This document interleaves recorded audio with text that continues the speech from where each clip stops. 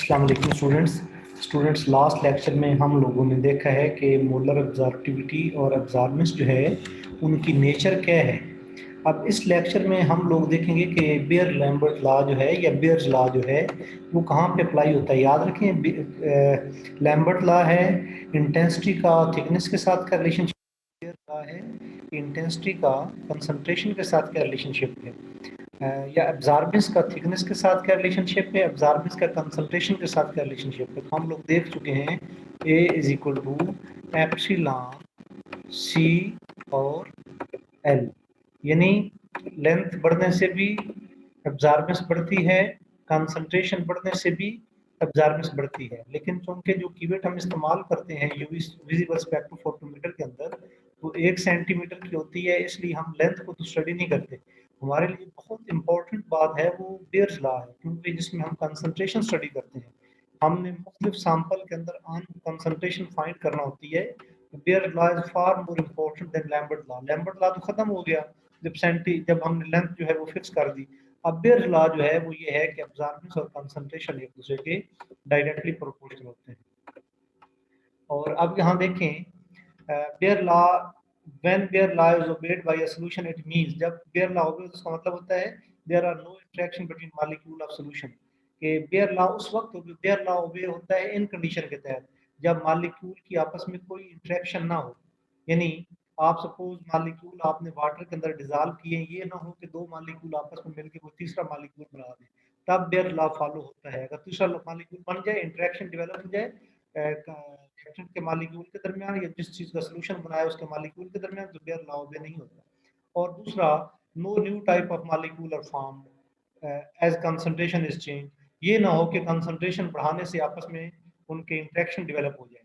दो चीजें हैं, तो दरअसल ये एक ही चीज है, ना इंटरेक्शन हो तो इंटरेक्शन के नतीजे में ना नया मॉलिक्यूल बने। तो बेयर लॉ अप्लाई कहाँ पे होता है, use for on determination of unknown concentration with comparison with solution of known concentration. ये नोन कंसंट्रेशन है, नोन कंसंट्रेशन के सॉल्यूशन के साथ कंपैरिजन करेंगे तो अननोन कंसंट्रेशन हम लोग फाइंड कर लेंगे।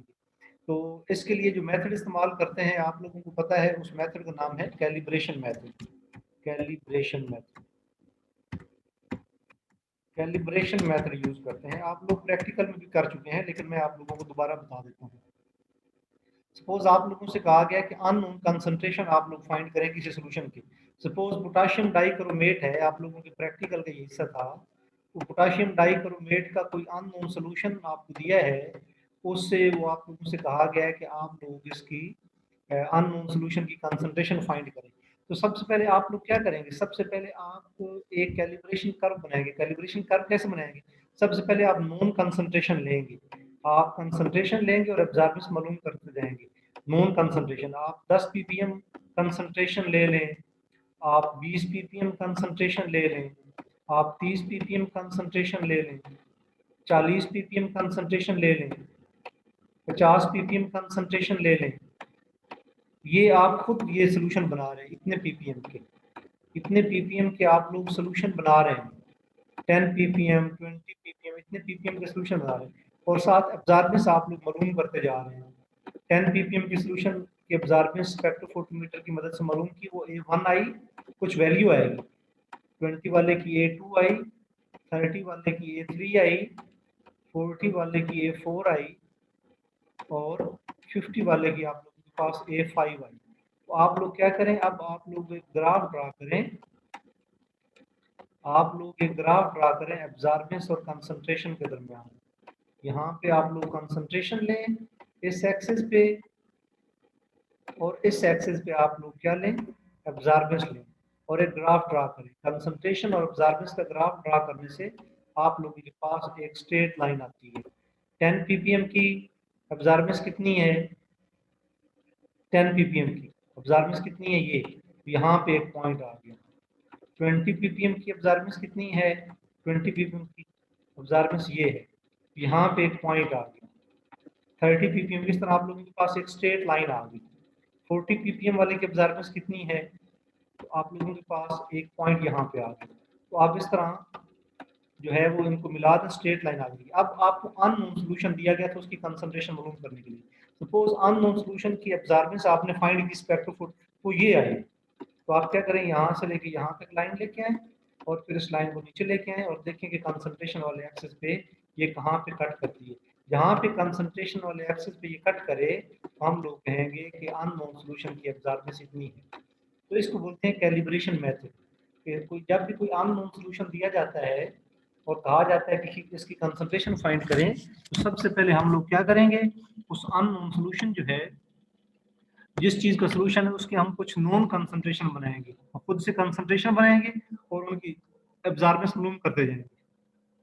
कंसंट्रेशन और एब्जॉर्बेंस के दरमियान ग्राफ बनाएंगे और फिर आप लोग अननोन सॉल्यूशन की कंसंट्रेशन, अननोन सॉल्यूशन की एब्जॉर्बेंस मालूम करें, उसको यहाँ तलाश करें कि वो कहाँ पे है इस एक्सिस पे, और इसको straight line parallel to X axis देखें कहाँ पे कट करती है इस लाइन को, तो यहाँ से यहाँ आपकी कंसंट्रेशन फाइंड कर सकते हैं। ये आप लोगों के पास कैलिब्रेशन मेथड है। उसके बाद बेयर लॉ कब ओबे नहीं होता, कब स्ट्रेट लाइन नहीं आती। From Beer law if we plot absorbance versus concentration, a straight line is obtained passing through the origin, but there is a deviation from relation between concentration। कभी कभार deviation भी आ जाती है, यानी होता तो ये है कि एब्जॉर्बेंस और कंसंट्रेशन, ये कंसंट्रेशन और एब्जॉर्बेंस का ग्राफ जो है वो straight line passing through origin होनी चाहिए, लेकिन कभी कभार क्या होता है वो स्ट्रेट लाइन इधर मुड़ जाती है, कभी कभार स्ट्रेट लाइन जो है वो आती है इधर मुड़ जाती है। डेविएशन तो इसकी वजूहात क्या है वो हम ऊपर भी देख चुके हैं उसकी वजूहात। Deviation from Beer law can be positive और नेगेटिव। ये अगर ऊपर चली जाए तो हम कहते हैं ये पॉजिटिव है, अगर नीचे आ जाए तो हम कहते हैं नेगेटिव डेविएशन है। उसकी वजूहात, Beer law hold over a wide range provided the structure of analyte does not change. जैसे मैंने ऊपर कहा है कि कब ऐसा होता है कि ये आप लोगों के पास ये स्ट्रेट लाइन कभी कभार इधर मुड़ जाती है, कभी कभार ऊपर मुड़ जाती है, कब ऐसा होता है? ऐसा उस वक्त होता है जब आप लोग कंसंट्रेशन चेंज करते जाएं। कंसंट्रेशन चेंज करने से जो एनालाइट है, जो चीज आप डिटेक्ट करने जा रहे हैं, जिसके एब्जॉर्बेंस मालूम करने जा रहे हैं, ये ना हो कि वो केमिकल रिएक्शन किसी चीज के साथ कर जाए। अगर वो केमिकल रिएक्शन कर जाए तो पॉजिटिव या नेगेटिव डेविएशन होती है। इस तरह डेविएशन हो सकती है अगर जो सोल्यूट है आपके पास एनालाइट वो आयोनाइज हो जाए या डिसोसिएट हो जाए या एसोसिएट हो जाए, यानी जो आपके पास एनालाइट है वो टूट के दो मॉलिक्यूलों में चेंज हो जाए, या एनालाइट के दो मॉलिक्यूल मिलके एक मॉलिक्यूल बना दें, या एनालाइट आयोनाइज हो जाए, कोई ऐसी सब्सटेंस हो, तो फिर भी ये डेविएशन हो जाती है बेयर लैम्बर्ट लॉ से। लैम्बर्ट लॉ से डेविएशन में also occur due to presence of impurities. अगर इंप्योरिटीज मौजूद हो तो भी जो है वो डेविएशन हो जाती है इससे। डेविएशन में occur if monochromatic light is not, जो आपको पता है बेयर लॉ जो है वो वेरीफाई करने के लिए हम लोग क्या करेंगे, हम लोग मोनोक्रोमेटिक लाइट यूज करते हैं। अगर मोनोक्रोमेटिक लाइट हम यूज नहीं करेंगे तो भी बेयर लॉ जो है वो ओबे नहीं होगा।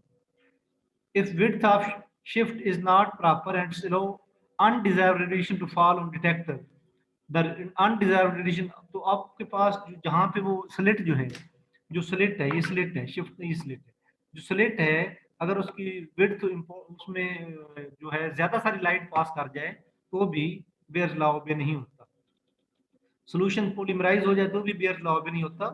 और ये जो बेयर लॉ है ये सस्पेंशन पे अप्लाई नहीं किया जा सकता, सिर्फ ट्रू सोल्यूशन पे अप्लाई होता है। तो ये हमारे पास बेयर लॉ की थी। उसके बाद जो हम करने जा रहे हैं वो हमारे पास है फर्स्ट लॉ ऑफ फोटोकेमिस्ट्री। ये जो ग्रोथस ड्रॉपर है इसको फर्स्ट लॉ ऑफ फोटोकेमिस्ट्री भी बोलते हैं। फर्स्ट लॉ ऑफ फोटोकेमिस्ट्री, ये लॉ बड़ा इंपॉर्टेंट है। आप लोगों को पहले मैं बता चुका हूं कि सपोज आप लोगों के पास यहाँ पे ये आप लोगों के पास कोई सोल्यूशन पड़ा है और इस सोल्यूशन के ऊपर आप कोई लाइट इंसिडेंट करते हैं।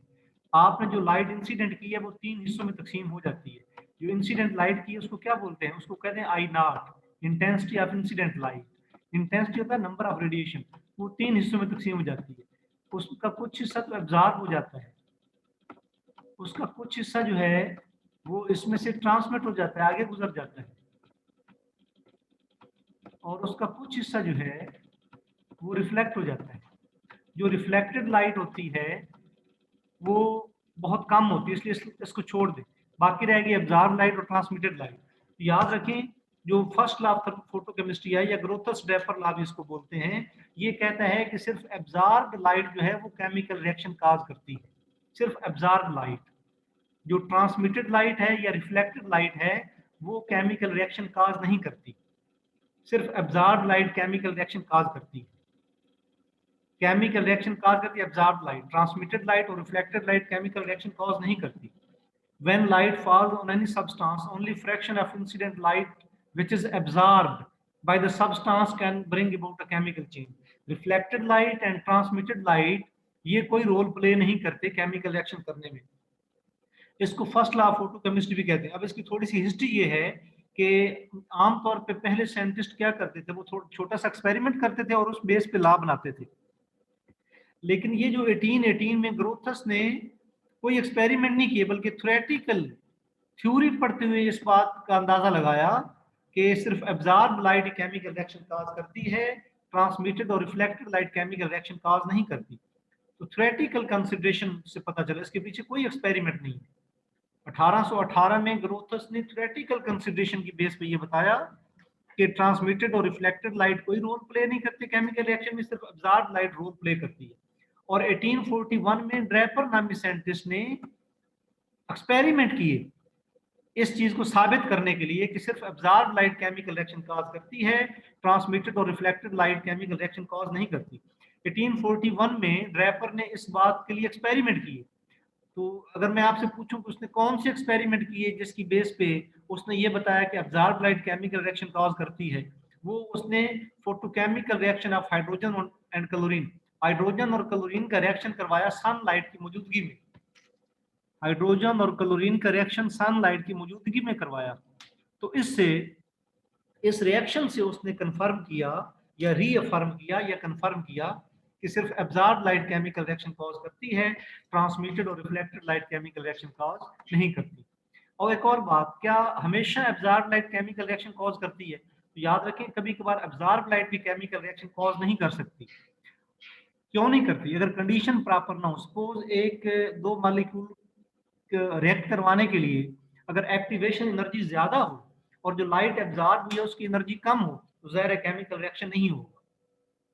जब कंडीशन फेवरेबल ना हो, मॉलिक्यूलों की ओरिएंटेशन प्रॉपर ना हो, मॉलिक्यूल जो है उनकी ओरिएंटेशन प्रॉपर ना हो, मॉलिक्यूल को काइनेटिक जो एक्टिवेशन एनर्जी है वो ना मिल रही हो लाइट एब्जॉर्ब करने से, तो फिर ऐसी लाइट एब्जॉर्ब हो भी जाए तो केमिकल रिएक्शन कॉज नहीं होता। All light radiation which are absorbed are not effective in producing desired chemical change. When conditions are not favorable for the molecule to react, some portion of the whole light absorbed by reacting substance is converted into heat. तो अगर तो फिर वो light कहाँ जाती है? अगर वो मॉलिक्यूलों को रिएक्ट नहीं करवा रही है एब्जॉर्ब लाइट, तो वो हीट में चेंज हो जाती है। कुछ केसेस में वो हीट में चेंज हो जाती है, लेकिन कुछ केसेस में क्या होता है, वो लाइट जो है वो री एमिट होती है, दोबारा एमिट हो जाती है मॉलिक्यूल में, उसी फ्रीक्वेंसी के साथ या किसी और फ्रीक्वेंसी के साथ जो लाइट है वो री एमिट हो जाती है। उसी फ्रीक्वेंसी के साथ या डिफरेंट फ्रीक्वेंसी के साथ लाइट री एमिट हो जाती है। तो उसके बाद ये जो लॉ है प्योरली क्वालिटेटिव है। ये लॉ ये नहीं बताता कि कितने मॉलिक्यूल कितने क्वांटम रेडिएशन एब्जॉर्ब करें तो रिएक्ट करेंगे।